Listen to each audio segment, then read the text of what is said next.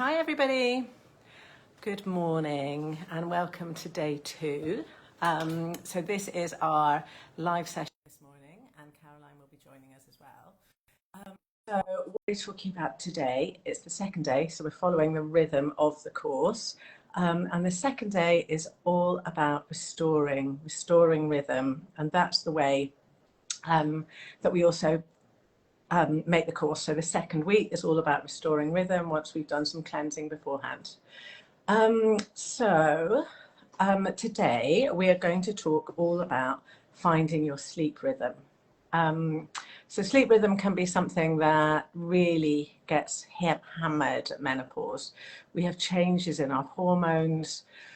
They start to rebalance, and also our sensitivity to blood sugar really starts to change. So that means that we can lose some of our natural ability to fall asleep at night. We lose our ability to produce melatonin. There's a really big knock-on effect into how we sleep, specifically because during the day, if we haven't had a good night's sleep, then anxiety can really start to ramp up at night. We're going to be talking today about how to fall asleep better, but also how to wake up better, because actually we can really impact our sleep as to how we waking up, setting a regular wake and sleep cycle becomes really important. It's sort of like at menopause, we have to go back to being a little bit like toddlers again. As in, we have to manage our sleep like we're toddlers. So it's a bit like you are your mother, and you're also the toddler that needs to have these really sort of strict sleep and wake cycles. Hi, Kerry, morning. Nice to have you here. So the first thing I'm going to talk about is what to do in the mornings and why mornings are so important to us in terms of setting our sleep rhythms. So in the morning, we are supposed to wake up and leave our darkened cave and go out into the day. And when that sunlight hits our eyes, our body knows what to do. It knows to wake up. It knows to drop its big surge of waking hormone and to get into the daily pattern. But what often happens is we're indoors when we wake up in the morning, and we can be indoors for quite a while. So particularly if you're working from home, or if you're retired, or you haven't got a specific reason to leave the house in the morning, then we can end up indoors and we really don't get that surge of wake up that we need to get. So morning light is a fantastic way to set your sleep rhythm. It has to be no glasses, it has to be outdoors, but you can even just sit next to an open window for a little bit of time. So we've got this sort of weaker internal clock at menopause because our hormones have changed a little bit. So we're going to have to really compensate for that. And they know from a study that was done in 2023, where they took menopausal women and they got them to get morning light for 8 weeks, that those women reported really big changes in their depression levels and really great improvements in their sleep. So we know that this is like a really effective thing to do. It's just a bit, it's free and it's very easy to do. So I think it's not something that we particularly talk about a lot. It's a great way to boost your cortisol at the right time. And it's really going to determine how you fall asleep at night. Now, Caroline's just here, so I should be able to add her in. That's Kerry. Caroline Gasking is watching. Coming in. Okay, let's pop you back on, Caroline. Let's just see if I can add you again. I'm on my phone, so there we go. Add, send request. Let's see how that goes. So Caroline's going to come in and talk to us a little bit about the falling asleep end of things. So that should be all working now, Caroline. So in the other things that happen when we start working on Our morning sleep is that it changes, our morning waking time is that it changes our metabolism. It actually gives women who have good light protocols in the morning, have really good BMIs. That's their, fat, weight, body mass index, and better metabolisms. Because one of the things that happens when we're working with morning light is that it tells our body what to do about appetite as well. Once you know you're awake, your body knows how to feel full and it knows how to feel hungry. And there's two actual hormones that are related to appetite, and one of them is called leptin, and leptin tells you how full you are, and the other one is called ghrelin, and that tells you how hungry you are. So with that, when you start working in the mornings with your morning light, your daytime hunger actually starts changing. And now Caroline is here and joined us. I think that's a bit of a technical miracle that we've managed that today. You know what? Because you're upside down. First of all, am I the right way up? You're not the right way up. You are. Okay, so then you rotate your phone and you see yourself on your side. It's ridiculous, isn't it? I was just chatting. And then I can only join from my phone. There's like no notifications on the Facebook group when you're. It's just ridiculous. Anyway, I know it's not really the application of science. So I was just chatting. There's about morning light and what morning light does for us. And I saw you were watching, so I think you've probably caught up in that. Yeah. Well, welcome. Good morning, Caroline. Yeah. Good morning and hi, everybody. It's so weird because it's really disconcerting to see yourself on your side. It tells you to look at it in landscape. You're just like ridiculous. There's definitely something that's quite working. Have you had any natural morning light this morning? Have you had a window open? No, been way too busy. But as soon as I've done this, I'm going out because it is so beautiful outside, and it really, I mean, it's really good to walk. Yesterday we were talking about moving the lymph, but I do quite fancy just sitting on my bench outside in the sun. So we'll see, but definitely, 100%. I've got, you feel like a caged beast if you haven't been out, I think, or I do. But it's very easy to sit indoors and work all day and not realize that, as you were just saying, I looked it up. It's, indoor light is 500 lux. I mean, my house has trees out the front and the back. It's probably even less in summer. Even though it's summer sunshine outside, there's trees that literally hug the house. So then we go outside and we could be up to 10,000 lux. And I was just thinking about that word lux, which is the measurement for light. And I was thinking about how my son's cat, luxuriates in the light, and he just lies in the sun in a warm spot, like writhing around slightly, and I just thought they're really showing us what to do, aren't they? Yeah, they know how good it is.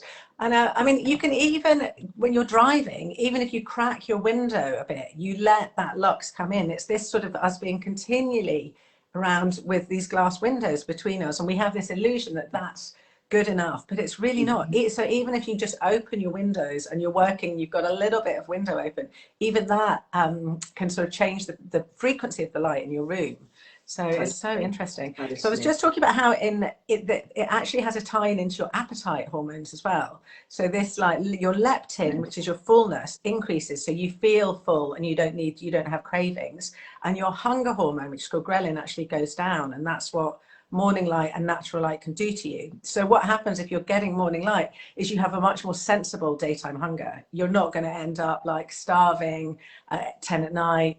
Your portion control is going to just naturally kind of go into balance. So I think they're just going to discover so much more about light and our internal worlds that we've created for ourselves. It's just the research is just starting to come out. And I wonder what's going to happen when moonlight, because we're so deprived of moonlight, and I'm sure at some point they're going to discover, you don't just need morning light, you also need a little dose of moonlight as well. And then we're definitely women need moonlight, moonbathing. Yeah. I like, if anyone's listening and is a moonbather, carry on. It's just as soon as the full moon's there, and just spend, even 5-10 minutes with that moonlight on you. It's so special, so gorgeous. Yeah. And we know that, women menstruate at the full moon or ovulate at the full moon. We can have different cycles, but it's very natural for us to align to the moon. And in fact, the more women live indoors and don't see the light, the less, you know, the more out of sync their cycle becomes. And that's documented. You know, I mean, I just well, think, there's actually an amazing study on that, which was looking at what happened when we brought in LED light, and they tracked various cities in Northern Europe that got a real load of LED light, and women, they tracked a load of women, like quite a high number, and they said to them, what were your periods like before? And when the LED lights got switched on in the towns, and in the cities, and we got and all the LED light bulbs changed because of EU regulations, women lost their synchronicity with the moon, which already was getting a little bit faint, but it had still been there, but it completely disrupted our cycles. So, and that was all across quite a number of northern cities, and it was just totally coincided with when these cities turned on their LED streetlights and people put LED light bulbs in their rooms. So LED particularly disturbs our rhythm and our sleep rhythm as well. So it's a good one to switch your light bulbs on. A couple more things that I was going to add about that. The morning light, and I'm not sure if you said this, the morning light's really important because it hits your pineal gland, and that begins to stimulate your melatonin, which we need for the end of the day and to relax us into sleep. So, you know, as a rule of thumb, when it comes to the end of the day, if you can't fall asleep, we might be looking at magnesium needed. But if you can't stay asleep or you've got disrupted sleep rhythms, chances are you need to enhance your melatonin. So that early morning walk that Fiona's been talking about, you know, allows the pineal gland to begin to start its work for the day of gradually increasing your melatonin as the day goes on, so that by the end of the day you feel sleepy and you feel like you want to rest. And, you know, you go into a deeper sleep. Now, there's lots of other things that we talk about on the course that can enhance your melatonin.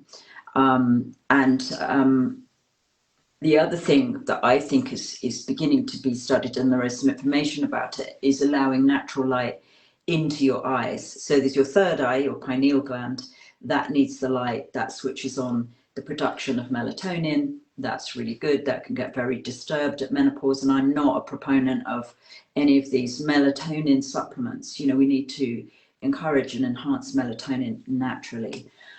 So, you know, just think, if you're taking a melatonin, it is a synthetic hormone of some sort that you're taking. And it's also it will disrupt other things. You know, when you take a synthetic hormone, that gland that was supposed to be doing the work will just pack up. It will just have a little holiday, which is not a good idea. And also melatonin is coming up badly in studies around about heart health. So it has taking it, I think it's a very American thing. Like, you know, I don't think it's even available legally in the UK, is it? We have these sort of health restrictions on it, but everyone assumes it's this very gentle sleep support. And I totally agree with you. Like, taking an exogenous hormone switches off what you naturally do. You become more and more reliant, and these hormones turn on much more than our sleep-wake cycles. They're, you know, working throughout our body. All of our cells have hormone receptors on them. So when we take something, it's turning on more than you expect, and flooding the body as well with quite a strong dose, when you should just have little pulses coming through the day at you. And I think you're right. Melatonin also keeps you asleep as well. So it's exactly. If you can't stay asleep or you're waking at weird o'clock, it's like usually the melatonin is imbalanced in some way. So in terms of challenge for the day, it's about getting outside, isn't it? Yeah, getting outside. Or I live in a flat, so mine's a lot of window opening, brushing my teeth next to an open window, having my coffee next to an open window. Well, I don't drink coffee, so that's tea that I have next to an open window. But basically, I often can't get out in the morning. I'm doing loads of stuff, so I just try, on waking, within 30 minutes of waking, getting some natural light in my eyes, and even 5 minutes will do. Up to, you know, 20, 30 is absolutely great. But if you don't have that kind of morning, or if you're driving, open the window, put a woolly hat on. Even in winter, I will drive kind of wrapped up so I can have the window open. Yeah, perfect. So ideally, you know, somewhere between 5 and 20 minutes. And also the walking ties into what we were talking about yesterday, stimulating the lymph system. So in terms of challenge today, what we'd love all of you to do is to continue to do those lymph exercises. You've got the video, go back to that, try and do that in the morning and the evening. It's such a great wake up for the day. Yeah. And think about the drink that you're having, and loads of you have posted, you know, thanks for all the pictures, they're fantastic. And today at some point we'll choose somebody to receive a prize which relates to the winding down at the end of the day today. So yeah, continue what you've been doing. We're going to send out another great information sheet that Fiona's drawn up, and we will. Today it's all about the light. Today it's about light, and even if it's not sunny, you know, you're still going to get so much more light outside. So outside on a dark day is something like 2,000 luxes. So it's 4 times as much as what you'll averagely be getting indoors. And if it's sunny, like it is here in the UK today, which is fabulous, we've been waiting for this, you know, it could be up to something like 8,000. You know, sunny Australia, you're looking at 10,000 lux. So that light into your eyes. Another thing about the eyes and the light is diabetes, is blood sugar balance. So if you're a contact lens wearer like me, and you can do some time without those contact lenses in, without those glasses in, so that the natural light comes into your eyes, that will be doing you a favor in terms of blood sugar balance as well. So it all works. You know, we are meant to be outdoors for some of the day. And if you can get in a time later in the day as well, you know, after lunch, that will really help. So what you're doing by getting natural light is beginning to enhance your melatonin for the end of the day. And then when it comes to the end of the day, you know, the task you'll see on the challenge is to really switch down, turn down the lights in your room at night, and to really discipline yourself not to do that blue light, that blue screen light, before bedtime. So I think 90 minutes, is that what we said, before bedtime? Yeah, I mean, it's great if you can get your screen off for 2 hours before bedtime, even more with kids, because they've got eyes that will absorb blue light, suck it up much more than we do. But ideally, yeah, the ideal would be no blue light. So that's no screen, no phone, no, you know, even dimming your overhead. So go around your house, switch off all your big overhead lights, and start dimming putting on your lamps from when the sun sets. And then your body's like, oh, things are getting a bit darker. I'm starting to realize it's time for me to go to sleep. If you go from like cranked up, full lighting on, and then switch off the lights and you're like lying there, why aren't you going to sleep? You haven't had that traditional sunset through to falling asleep time as well. So start to bring everything down. Yeah, and it is something, you know, that on the course we talk about, and it comes into looking at all sorts of rhythms around the hormones. So there's it's a load more we add, obviously. And just to talk about the course a bit, it's 6 weeks, and really what we're mirroring in these 4 days is the kind of real chunk. You know, yesterday was beginning to look into detox, today beginning to look into balancing our hormones and our natural rhythms. And these tools, you know, I'm way beyond menopause. These tools are things that we carry with us for the rest of our life, that we, you know, by the end of the course we make a plan. And that plan needs evaluating and tweaking every so often, you know. So my plan now, today, still includes getting out and getting that light, so that by the end of the day, my body appreciates the fact that it's had daylight and is ready to tuck me up in bed for another nice night's sleep. But sleep was one of the things that was difficult for me. You know, it was one of the things that stayed with me beyond menopause. So I had to work at that, and the benefits are huge. And as Fiona said, you know, it might even be something like weight that a couple of people have mentioned. That is your issue. And actually, part of our conversation is daylight, in order to balance our weight. So our hormones that balance our weight, that manage our weight, don't think we're stressed and in a cave, you know. Yeah, I mean, I think it's amazing. I have quite a few women long past menopause, mid-70s, 80s, and they tell me that they thought that sleep was over with menopause. They haven't slept for like 20 years. And I'm like, no, we can get all this back on. And they're like, no, all of my friends, I tell them they need to come and see you.